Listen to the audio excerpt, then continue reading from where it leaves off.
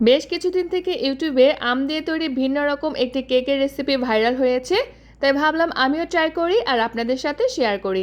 আসসালামু আলাইকুম ভিউয়ার্স, স্বাগতম জানাচ্ছি আমার চ্যানেলে নতুন আরও একটি পর্ব দেখার জন্য। কোনো রকমের আটা ময়দা ছাড়াই স্বাস্থ্যসম্মতভাবে সম্পূর্ণ ভিন্ন রকম আম দিয়ে তৈরি একটি কেকের রেসিপি শেয়ার করব। মাত্র কয়েকটি উপকরণ দিয়ে খুব সহজেই কিন্তু এই কেকটি তৈরি করে নেওয়া যায় আর খেতেও কিন্তু অনেক বেশি মজার হয়। এরকম সহজ মজার রেসিপি পেতে আমার চ্যানেলের সঙ্গেই থাকবেন। যেহেতু বলেছি আটা ময়দা ছাড়াই এই কেকটি তৈরি করব, তাই আমি এখানে 1 কাপ পরিমাণে সুজি নিয়েছি। আর সুজিগুলো কিন্তু আমি ভেজে নেইনি, সম্পূর্ণ কাঁচা অবস্থায় আছে। দিয়ে দিচ্ছি 1/2 কাপ পরিমাণে চিনি।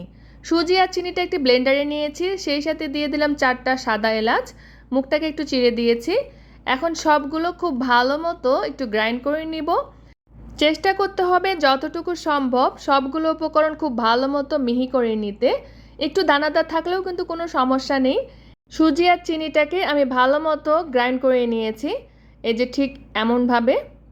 এরপর মিশ্রণটাকে একটি পাত্রে ঢেলে নিচ্ছি। এখন ব্লেন্ডারের জারে 1 কাপ পরিমাণে পাকা আম আমি এভাবে কিউব করে কেটে নিয়েছি। চেষ্টা করবেন কেক বানানোর জন্য অবশ্যই আমটা যেন ভালো মিষ্টিযুক্ত হয়। দিয়ে দিচ্ছি 1/2 কাপ পরিমাণে তরল দুধ। দুধে আমি কিছুটা মালাই নিয়েছি, এটা কিন্তু অপশনাল, চাইলে স্কিপও করতে পারেন। এখন সব কিছু খুব ভালো মতো ব্লেন্ড করে নিতে হবে যেন কোনো রকমের লাম্পস না থাকে। ঠিক এমনভাবে মিহি করতে হবে। আর এখানে কিন্তু কোনো রকমের পানি দেওয়া যাবে না, দুধ দিয়ে কিন্তু ব্লেন্ড করে নিতে হবে। আমের পিউরিটাকে আমি যে সুজিটা মিহি করে রেখেছিলাম সেখানে দিয়ে দিচ্ছি। আর ব্লেন্ডারের জারে আমি আরও 1/4 কাপের মতো জাল করে রাখা তরল দুধ দিয়ে দিলাম। দুধটা কিন্তু অবশ্যই জাল করে ঠান্ডা করে নিতে হবে। এরপরে ব্লেন্ডারটা ধুয়ে সেই মিশ্রণটাও দিয়ে দিচ্ছি, মানে দুধের মিশ্রণটা দিয়ে খুব ভালো মতো মিক্স করে নিতে হবে। আর আম যদি বেশি মিষ্টিযুক্ত হয় সেক্ষেত্রে চিনির পরিমাণটা কিন্তু একটু কমিয়ে দিতে পারেন, অথবা আপনারা নিজেদের টেস্ট অনুযায়ী চিনিটা বাড়িয়ে কমিয়ে অ্যাডজাস্ট করে নেবেন। এখন সব কিছু খুব ভালো মতো মিক্স করে নিচ্ছি। আমি একটি হ্যান্ড উইস্কের সাহায্যে মিক্স করে নিচ্ছি যেন কোনো রকমের লাম্পস না থাকে। আপনাদের কাছে হ্যান্ড উইস্ক না থাকলে কিন্তু এই কাজটি স্প্যাচুলার সাহায্যেও করতে পারবেন, তবে খেয়াল রাখবেন যেন কোনো রকমের লাম্পস না থাকে। কেকের এই মিশ্রণটা তুলনামূলক একটু ভারী হবে, খুব বেশি পাতলা করা যাবে না, একটু ঘন করেই তৈরি করতে হবে। আর মিশ্রণটাকে আমি প্রায় 30 থেকে 40 মিনিটের জন্য রেস্টে রেখে দেব। এতে করে সুজিটা কিছুটা ফুলে কিন্তু মিশ্রণটা আরও কিছুটা ঘন হবে। ফিরে আসছি প্রায় 40 মিনিট পরে। এখন ডিফারেন্ট কালারের কিছু টুটি ফ্রুটি আমি এভাবে ছোট ছোট টুকরো করে কেটে নিয়েছি। এর উপর দিক থেকে কিছুটা ময়দা ছড়িয়ে এভাবে মিক্স করে নিচ্ছি। এতে করে টুটি ফ্রুটিগুলো যখন কেকের ব্যাটারে দিব তখন সবগুলো নিচের তলানিতে যে থাকবে না, মানে চারপাশে ছড়িয়ে ছিটিয়ে থাকবে। প্রায় 40 মিনিট পরে ব্যাটারটাকে নিয়ে নিয়েছি। আর ব্যাটারটা কিন্তু রেস্টে রাখার পরে আরও অনেকটা ফুলে যাবে, মানে এরকম ঘন থকথকে হয়ে যাবে। আর কেক তৈরির জন্য আমের ব্যাটারটা এমনটাই লাগবে, খুব বেশি পাতলা করা যাবে না।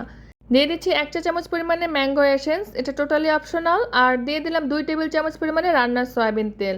এর উপর দিক থেকে দিয়ে দিচ্ছি সেই মেখে রাখা টুটি ফুটিগুলো। চাইলে কিন্তু যে কোনো রকমের বাদামও এখানে অ্যাড করতে পারেন। এখন সব ইনগ্রিডিয়েন্টসগুলো আরও একবার খুব ভালো মতো মিক্স করে নেব, তবে এখানে কিন্তু ওভার মিক্সিং করা যাবে না। সব শেষে দিয়ে দিচ্ছি 1 চা চামচ পরিমাণে বেকিং পাউডার।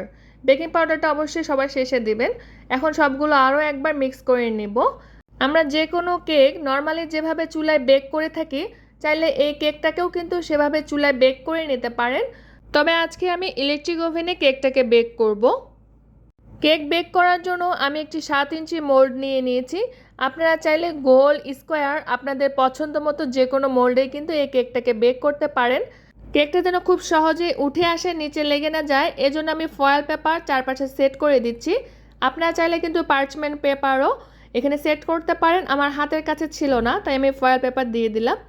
এরপরে উপর দিক থেকে কেকের ব্যাটারটা দিয়ে দিচ্ছি, আর উপর দিক থেকে আরও কিছুটা টুটি ফুটি দিয়ে দিচ্ছি।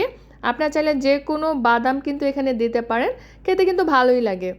এখন 6 থেকে 7 বার মোল্ডটাকে ট্যাপ করে নিতে হবে যেন ভিতর দিক থেকে কোনো রকমের ফাঁকা না থাকে, সমানভাবে সেট হয়ে যায়। এখন কেকটাকে আমি 180 ডিগ্রি সেন্টিগ্রেড তাপমাত্রায় প্রায় 40 থেকে 45 মিনিটের জন্য বেক করে নিয়েছি। এরপরও যদি কোনোভাবে কাঁচা ভাব থাকে তাহলে আরও 10 মিনিটের মতো বেক করে নিলেই হবে। এই যে দেখতেই পাচ্ছেন কাঠিটা কিন্তু একদম পরিষ্কার এসেছে। এরপরে আমি কেকটাকে খুব ভালো মতো ঠান্ডা করে নেব ঢাকনা দিয়ে ঢেকে। কেকটাকে খুব ভালো মতো ঠান্ডা হওয়ার পরেই কিন্তু ডিমোল্ড করতে হবে, না হলে ভেঙে যেতে পারে। এখন স্লাইস করে কেটে নিচ্ছি। দেখতেই পাচ্ছেন কত সহজেই মজাদার আম আর সুজি দিয়ে তৈরি এই কেকটি তৈরি হয়ে গেল। আর এই কেকটা খেতেও কিন্তু ভীষণ মজাদার। পাকা আম ফুরিয়ে যাওয়ার আগেই এই রেসিপিটি অবশ্যই একবার ট্রাই করবেন। গ্যারান্টি দিয়ে বলতে পারি বাসার সবাই আপনার ফ্যান হয়ে যাবে। আমার চ্যানেলে কিন্তু আরও অনেক রকমের ডেজার্ট আইটেম আছে, দেখতে চাইলে আমার চ্যানেলটিকে ভিজিট করতে পারেন। আশা করছি ভালো লাগবে। আজকে এখানেই বিদায় নিচ্ছি, ফিরে আসবো নতুন কোনো রেসিপির সাথে। টিল দেন সবাই খুব বেশি ভালো থাকবেন। আল্লাহ হাফেজ।